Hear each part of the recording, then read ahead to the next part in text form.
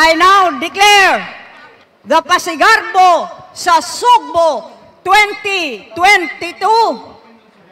open! Dakong kalampusan ang naangkon sa lalawigan sa Sugbo at tul sa gipahigayon ni ining and grande nga Pasigarbo sa Sugbo 2022 Festival of Festivals ni adtong Agosto 28.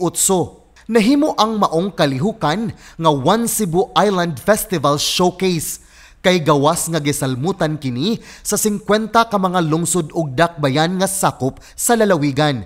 Mipasundayag usab ang independent chartered cities sa Lapu-Lapu.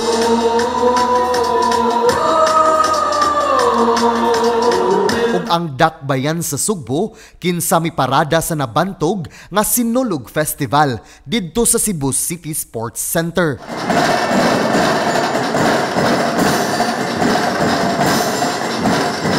Ug samtang nagpakita sa ilang katakos ang dugol nga mga contingents sama sa Talisay, Minglanilla,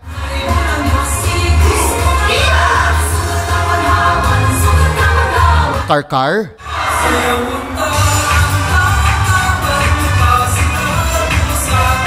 Toledo,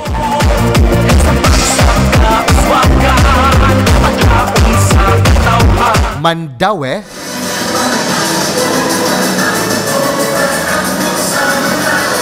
Liloan,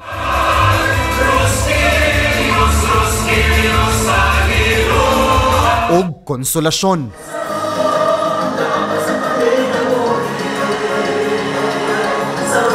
Wala usab magpauwahi ang mga contingents nga gikan sa lagyong bahin sa probinsya, sama sa mga lungsod sa Madredejos sa isla sa Bantayan.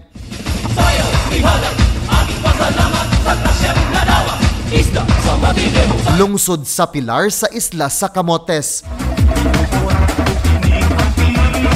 Ug lungsod sa Dalaget sa habagatang Sugbo.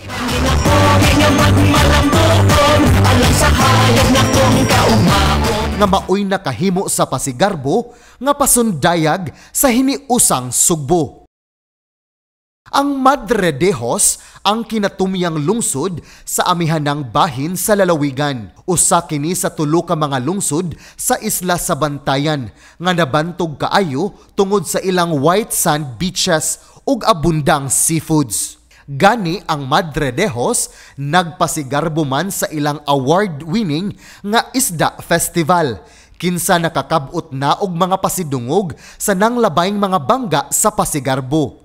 Karong tuiga, ang Isda Festival nga gisalmutan sa 150 ka mga dancers ug propsmen nakasakmit sa first prize sa Best Decorated Audio Van category. Mapadayag ta sa mga talent sa atong kabatanunan, mga dancers, o pag-promote sa namo sa turismo sa among isla. Pohon-pohon, imbitar ta mo tanan sa among lungsod pag suroy-suroy. Natay daghang makita dito og atong mga seafoods. Daghan kayo nga wala pa ninyo makita sa ubang lungsod.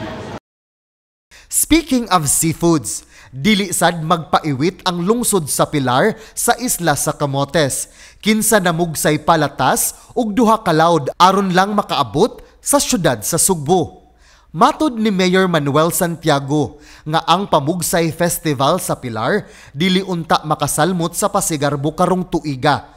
Tungod sa kadako sa mga galastuhan, apan tungod sa subsidiya nga ilang nadawat gikan sa Kapitulyo nga mikabat og 2.5 milyones ka pesos, ang Pamugsay Festival sa Pilar nahidonggo ra gyud sa syudad sa Sugbo alang sa street dancing o grand ritual showdown. Og bisan pa man og wala sila makadaog og award karong tuiga, apan ang ilang pasundayag gipakpakan sa live audience og personal nga gidayeg sa gobernador tungod kay nakita man ang ilang paningkamot nga makahatag og maanindot nga performance. Among goal sa pag-apel is to share our festival or winner los bala basta among gihatag among best. Giimbitar ta mo para makita niya kanindot sa Pilar o ang fiesta sa Pilar nga pamugsay.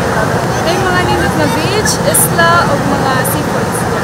Gawas sa mga panginabuhi sa dagat, gipakita usab sa Pasigarbo sa Sugbo ang kinabuhi sa mga nagbudlay sa umahan.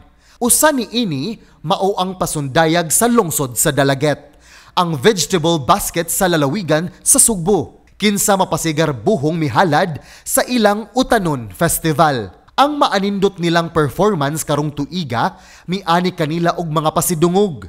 5th place sa street dancing, 8th place sa ritual showdown, nga dunay premyo nga mikabat og 1.2 milyones ka pesos. Si Gobernador Gwen Garcia kinsa misaksig yud sa tanang pasundayag sa 50 ka mga contingents nakadaig sa gipakitang kaikag sa mga local government units nga mapasigar buhong mipaambit sa ilang tagsa-tagsa ka mga festivals, produkto o garbos sa ilang lugar.